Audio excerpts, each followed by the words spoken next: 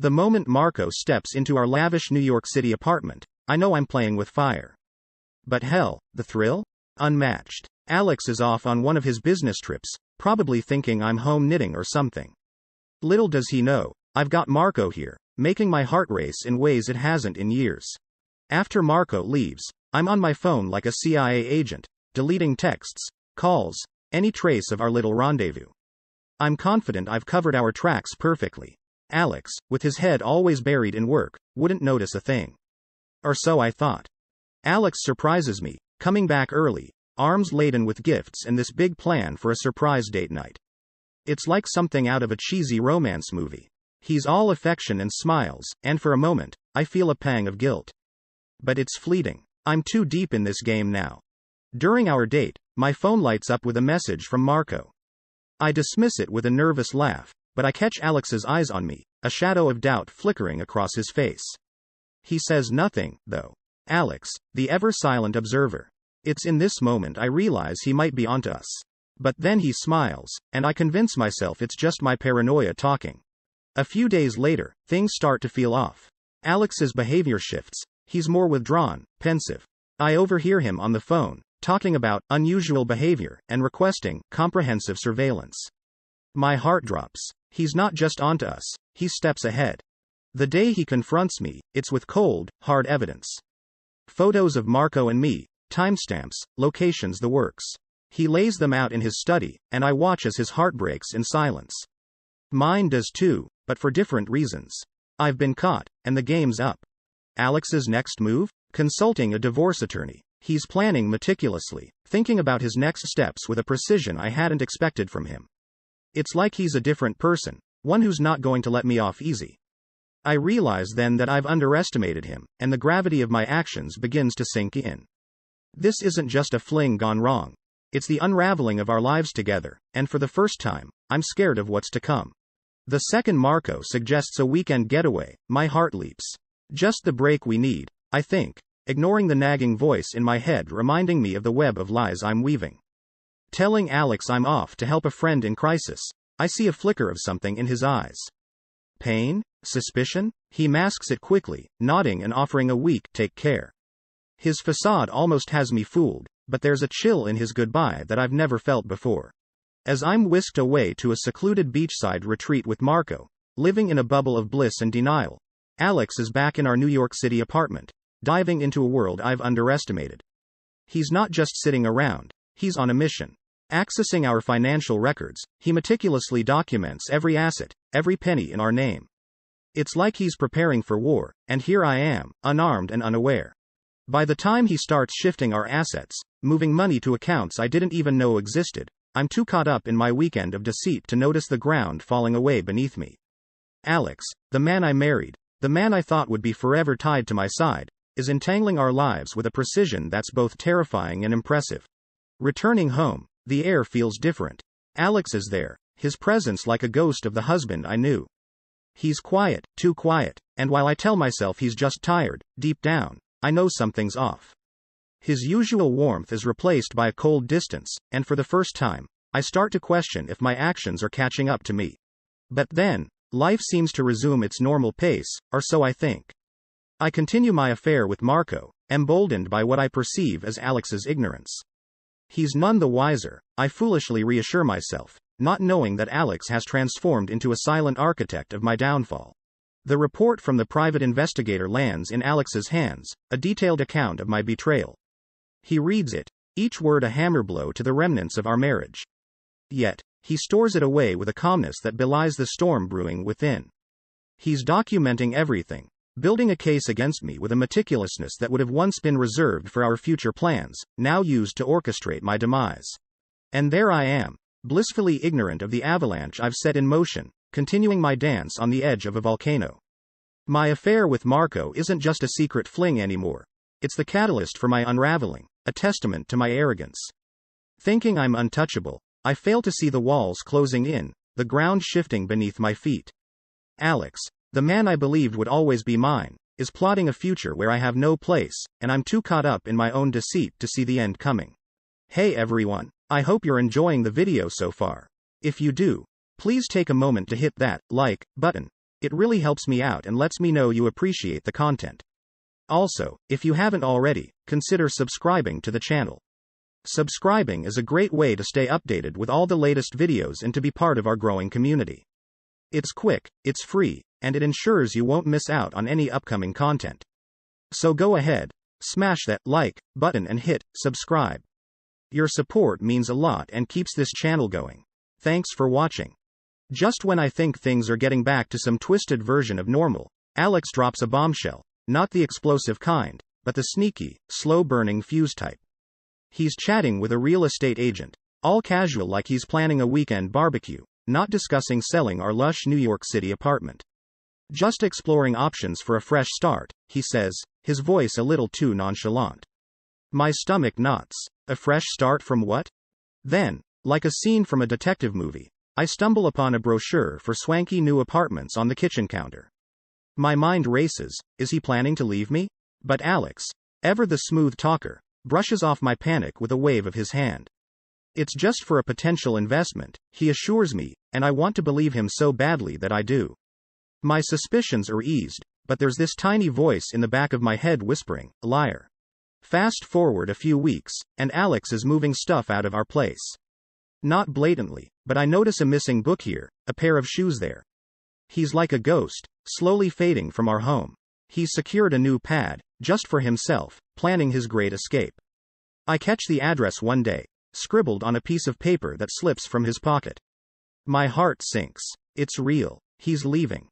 At a dinner party we host, Alex is Mr. Perfect husband on the surface, but there's this edge to him, watching me like a hawk.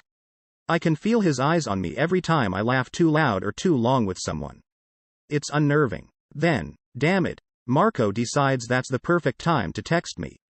My phone lights up, and I laugh it off, but Alex's silence is louder than any confrontation.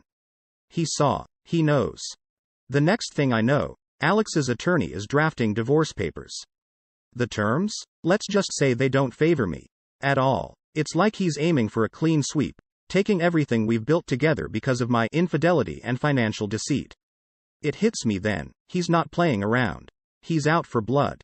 Feeling backed into a corner but still clinging to a shred of invincibility, I decide it's time to come clean. He'll understand, I tell myself. He loves me too much to let this ruin us. So, I confess, laying it all out there, framing my affair as a mistake, a blip in our perfect life. I expect anger, tears, maybe a dramatic showdown. Instead, Alex just listens, quiet as the grave. When he finally speaks, his voice is calm, but there's a chill to it that freezes my blood. He's not the forgiving type, not anymore. I've underestimated him, and as he talks, outlining the consequences of my actions, I realize the depth of my folly. Alex, the man I thought I knew, the man I believed would stand by me through thick and thin, is gone. In his place is a stranger, calculating and cold, ready to cut me out of his life completely. And there's nothing I can do but watch the life I knew crumble to dust. The moment Alex slides those divorce papers across the kitchen table, it's like my whole world tilts on its axis. I've known for months, he says, and the way he looks at me, I can tell he's not the man I married anymore. He's a stranger, cold and calculating. The papers are crisp, formal, a stark contrast to the messy, emotional turmoil churning inside me. I'm shocked, not just by the revelation but by the depth of my own naivety. How did I not see this coming? The divorce proceedings kick off like a meticulously planned military operation, with Alex at the helm, steering the ship directly into my worst nightmares. He's armed to the teeth with evidence of my infidelity and financial trickery. I try to fight back, scrabbling to rally support from our friends and family, but Alex's narrative is watertight. One by one, the people I thought I could count on drift away, their eyes filled with something between pity and disdain. In court, my lawyer looks like he's fighting a losing battle against a tsunami. Alex's evidence is overwhelming, and with each piece presented, I can feel the ground slipping away beneath me. It's not just a legal defeat, it's personal. Alex has turned my mistakes into an arsenal, and he's using it to destroy me. When the judge finally rules in Alex's favor, citing my infidelity and financial misconduct, it's not just a blow, it's a wrecking ball to my life. I'm left with next to nothing, stripped of the assets we'd built together, the apartment, and a significant portion of our investments. It's like I'm being erased from my own life, left with the scraps of what used to be a lavish existence. The fallout is immediate and brutal. My social circle evaporates overnight. Friends I'd laughed with, shared secrets with, turn their backs on me, siding with Alex. The evidence he'd compiled paints me as the villain in our story, and they buy it without question. I'm isolated, a social pariah, navigating the wreckage of my life alone. In a last-ditch attempt to find some semblance of comfort, I reach out to Marco, but even he's slipped through my fingers. He's moved on, dismissing our affair as nothing more than a temporary diversion. The realization hits me like a punch to the gut. I was just a game to him, a way to pass the time. So here I am, standing amidst the ruins of my life, a life I thought I controlled. Every bridge burned, every ally turned foe. The weight of my choices, my arrogance, my mistakes, crashes down on me with a finality that leaves me breathless. I'm alone, truly alone, for the first time in my life, and the silence is deafening. Gone are the days of sipping champagne on a rooftop overlooking the city. Now, it's more about counting coins to make rent in a cramped, mold-scented apartment that's a far cry from the luxury I was used to. Every morning, I wake up to the reality of my new life, the stark contrast a bitter pill to swallow. The glamour? A distant memory. While I'm scrimping and saving, Alex is out there living his best life. I see his face plastered across local magazines, tagged in social media posts from the hottest events in town. New York's most eligible bachelor, they call him. It stings, knowing he's thriving while I'm barely surviving. Trying to claw my way back up, I hit the job market hard. But it seems my reputation has beaten me to it. Every interview ends with that same, pitying look. My professional network, once a source of pride, is now a reminder of bridges burned. The whispers of my downfall have spread far and wide, closing doors I didn't even know I needed. In a moment of desperation, I confront Alex at a charity gala, hoping for some semblance of peace, a truce. I approach him, heart-pounding, only to be met with a wall of ice. "You made your choices, Elena," he says, his voice devoid of any warmth. The finality in his tone cuts deeper than any legal document ever could. As if the rejection wasn't enough, the rumors about me spiral out of control. Each whisper, each pointed look, is a nail in the coffin of my social standing. The story of my infidelity and the spectacle of our divorce have become the stuff of local gossip, a cautionary tale of what not to do. And then, the bills start piling up. Notices for unpaid debts, loans I'd shrugged off, assuming Alex would handle them like he always did. The reality of my financial negligence hits me like a truck. I'm drowning in a sea of red, reminders of my careless past arriving in every mail drop. This chapter of my life is a far cry from the fairy tale I once lived. It's a daily struggle, a fight to rebuild from the ashes of my own making. The luxury, the parties, the carefree laughter, gone, replaced by the harsh reality of consequences. As I navigate this new existence, each day brings its own challenges, a constant battle to prove I'm more than my mistakes, even if the world seems determined to define me by them. As I sift through the remnants of a life once adorned with the sparkle of luxury, my hands linger on the cold metal and stones of my jewelry, the silky fabric of designer dresses I once wore with pride. Each piece, a memory of a past that feels like someone else's story. Selling them feels like stripping away layers of my old self, but desperation doesn't afford the luxury of sentimentality. The cash they bring in is a temporary lifeline, staving off the relentless tide of debts that threaten to engulf me. In the silence of my barren apartment, the weight of my choices settles in. There's no one to confide in, no sympathetic ear to hear my regrets. My reflections are a solitary affair, the echo of my thoughts a stark reminder of the isolation my actions have wrought. It's in these moments, surrounded by the ghosts of my past, that the full magnitude of my fall from grace hits hardest.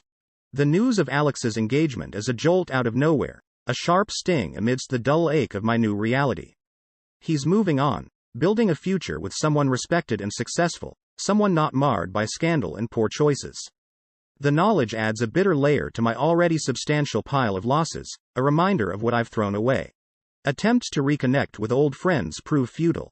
Doors that were once open to me are now closed, both literally and metaphorically. Rejection, or worse, the polite indifference I encounter, is a clear message. I am no longer part of their world. The realization that I am truly alone, without even the comfort of familiar faces, is a sobering one. The job I managed to secure is a stark departure from my previous life. Gone are the days of leisurely lunches and spontaneous shopping sprees. Now, my days are measured in the relentless routine of minimum wage labor, each day a stark reminder of the consequences of my actions. The work is mundane, the pay barely enough to cover the basics, but it's all I have. Seeing Alex and his fiancée at a restaurant one evening crystallizes my new reality. They are wrapped up in each other, a bubble of happiness I once thought would always include me. Their laughter, the way they lean into each other, it's a visual representation of my solitude. I'm an outsider looking in on a life I once took for granted, now irrevocably out of reach. This chapter of my life is one of hard lessons and harsh truths. The glittering facade of my previous existence has been stripped away, leaving me to face the consequences of my choices head on. Each day is a struggle, a battle to find some semblance of peace with the person I've become. The journey is lonely, the path uncertain, but it's the one I must walk, step by weary step. Diving back into the dating scene felt like stepping onto a battlefield with no armor. Each attempt to connect, a stark reminder of the shadow my past casts over my present. Conversations that start with promise quickly turn sour, the curiosity in their eyes turning to judgment when my history comes to light. It's like I'm branded, marked by my mistakes, unable to escape the stigma of a scandal that clings to me like a second skin. Trying to forge new friendships feels just as futile. The social circles I once navigated with ease now seem impenetrable, my advances met with polite smiles that never reach wary eyes. It's clear they've heard the stories, formed their opinions, and there's no place for me among them. The loneliness is a constant companion, a shadow that follows me even in crowded rooms. Then, one day, an invitation arrives. Alex's wedding. My heart stops. It's clearly a mistake, a cruel twist of fate that has it landing in my mailbox. Holding it, I'm overwhelmed by a flood of memories, each one a reminder of the life we planned together, now just out of reach. The weight of my decisions, my betrayal, presses down on me, a tangible reminder of everything I've lost. On the day of the wedding, curiosity gets the better of me. I find myself walking past the venue, just a glimpse, I tell myself. The sight of the celebration, the sound of laughter and music drifting out, is a vivid contrast to the silence of my existence. I see him, Alex, happy and in love, a stark reminder of the void within me. I'm an outsider, looking in on a world that's no longer mine. In the aftermath, I throw myself into self-improvement, enrolling in classes and workshops. It's an attempt to start anew, to build something from the ashes of my former life. But each step forward is a struggle, my past a constant barrier to progress. The journey of reinvention is slow, marred by setbacks and reminders of the person I used to be, the choices I made. When images of Alex's honeymoon flood social media, it's like a punch to the gut. The happiness radiating from those pictures is a world away from the grim reality of my daily life.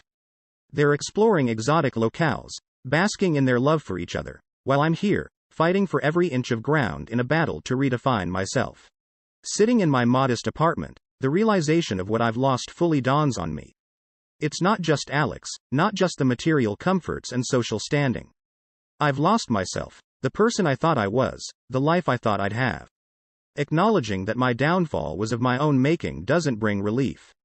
There's no solace in this understanding, only the bitter taste of regret.